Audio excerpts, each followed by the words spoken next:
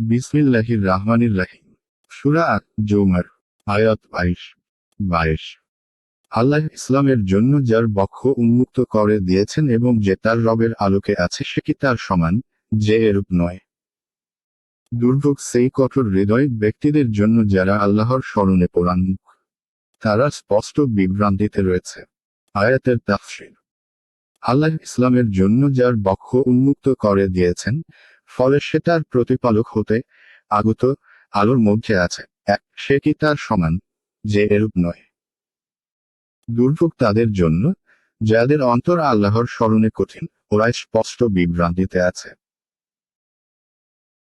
অর্থাৎ যে ব্যক্তি আল্লাহর পক্ষ থেকে সত্য গ্রহণ করার এবং সঠিক পথ অবলম্বন করার সুমতি লাভ করেছে, অতঃপর সে তার অন্তরের প্রশস্ততার কারণে আল্লাহর দ্বীনের আলোর উপর প্রতিষ্ঠা, সে কি ওই ব্যক্তির সমান হতে পারে, যার অন্তর ইসলামের প্রতি কঠোর, তার বক্ষ সংকীর্ণ এবং ভ্রষ্টতার অন্ধকারে নিমজ্জিত।